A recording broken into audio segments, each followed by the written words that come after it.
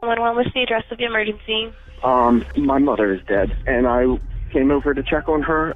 She is lying on the floor in the kitchen. I believe she was either assaulted or murdered. Cindy Berdina Testerman should be celebrating her 62nd birthday today. Her family had been looking forward to it, one of those rare occasions where everyone comes together, where the house is full and the mood is light. But Robert cannot reach her. He has been calling all day and getting nothing back.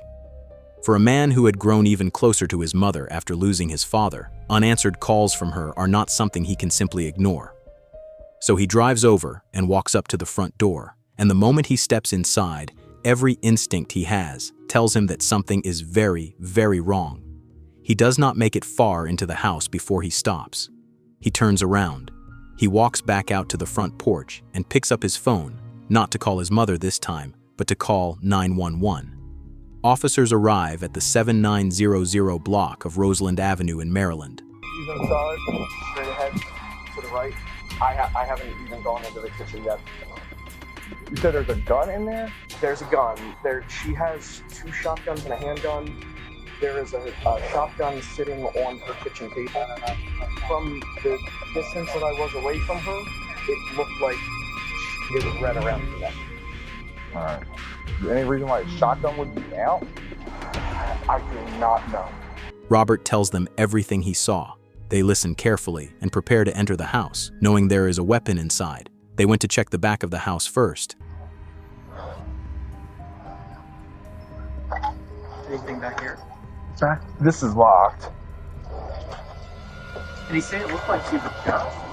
No, this looks like, from what he said, looked like she was strangled. But he saw her and open window up top. That's the only points. They check every corner and closed door. They are trained for this, but the weight of the situation is still clear. When they reach the kitchen, they confirm Robert's fear. Cindy Berdina Testerman is pronounced dead at the scene, and her death is ruled a homicide caused by an edged weapon. But the danger in the house is not over yet. Okay. Alright, just don't touch anything. Good. Forward, guys, please, everyone inside! Shotgun basements. Laying on the floor, shotgun move. Alright, I'm gonna advance, there's another dead. Gotcha.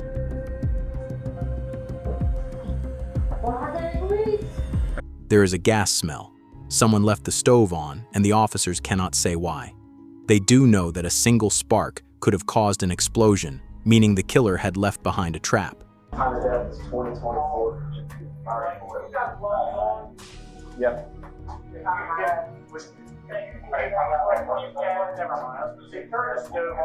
Okay. Yeah, you can. The medic can reach over. Yeah. Okay. I got you. Yep. Cool, thanks. Police officers at the scene confirmed the identity. We have possible on name. I don't have any data from this yet. We can get it from the son is on scene. All I have right now is Cindy Testerman. With Cindy identified and the scene secured, the investigators begin the slow, careful work of figuring out who did this and why. The house has been ransacked and drawers are pulled open. A safe has been moved and jewelry is missing. And Cindy's 2013 Honda Accord is gone from the garage. This looks like a robbery, but something about it does not feel right. The detectives turn to the one person who knew Cindy best, her son, Robert. He is grieving, but he is also determined to help. Or talk to her. The last time I talked to her, Wednesday maybe, we traded she sent me a text on Friday that I didn't respond to. Just of a friend's daughter that got married. Get your ID on you. I do. Robert remembers something. His mother had a home security camera, and he has access to the footage. What he pulls up stops everyone in the room. Looking at the home security system, so if we go back to, that's yesterday, so Friday, I can see her coming home. That's my mom. So I can see her coming home.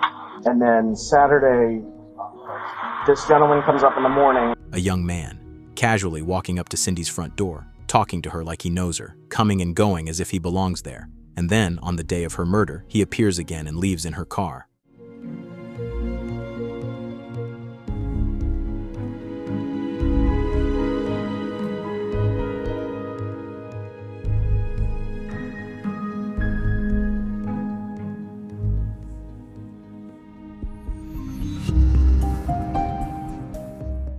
Who is this person? Robert does not recognize the man, and no one the police speak to can identify him. He appears comfortable and familiar, and he is seen driving away in a dead woman's car. The detectives canvass the neighborhood, knocking on doors and asking questions, and they receive their first real lead, not about Cindy, but about someone else entirely. It's taped off like a crime scene. Yeah, we can't talk about much right now, but we're just trying to investigate. Her father just passed away. It was his house. Mm-hmm. I used to sit there over there and play checkers with him. Wow. Is her car usually there? Yeah. And I told my wife, I said, Cindy's car ain't been there all day. Across the street from Cindy's house lives another woman. Her name is Judy Elizabeth Slebzak. She is 66 years old, and no one has seen her in months. Who stays in this house here? That's another story. Okay. Is anyone currently here? I don't know where she's at, in a rehab or something. So I don't know where she's at. Yeah. I haven't seen her in 3 months. The investigators see a clear pattern: one murder and one missing woman, both older neighbors living alone and gone at the same time. They begin asking about Judy, but the answers are inconsistent, with different stories and timelines, until a neighbor named Linda James provides information that brings the case into focus. Did you hear from Judy at all? No, she is not around.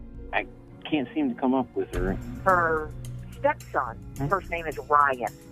That's his name, Ryan. I don't know his last name, but I found his first name, Ryan. She was gone for a couple weeks, or about a week or so, and I was told that she had gone into a rehab. I do believe she has a substance abuse problem because she has some health issues, and I think she was abusing some Percocets. But that's only rumors from the neighborhood.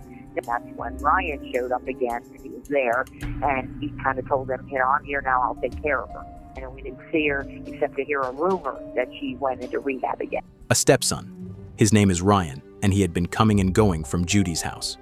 He had told people she was in rehab, and then both he and Judy had simply disappeared. Detectives run Ryan McGuire's name, review his records and photos, and confirm that he is the man seen on Cindy's security camera. The investigators now have a name, a face, and a possible motive, and they begin searching for Ryan McGuire. Robert checks his mother's credit cards and finds that they are being used at a shoe store, a gas station, and a motel, and he shares this with the homicide detectives. The detectives then go to the motel and review the CCTV footage.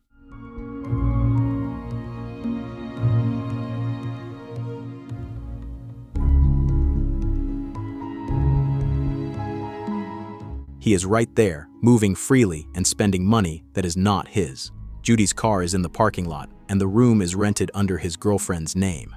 Inside, investigators find credit cards belonging to Cindy and Judy, along with new shoes, jewelry, and a knife with blood on it, later confirmed to match Cindy. But before any of the analysis comes back, Ryan McGuire has already walked out of the motel. On the other hand, Cindy's car had already been sold to another family. They had no idea what was happening.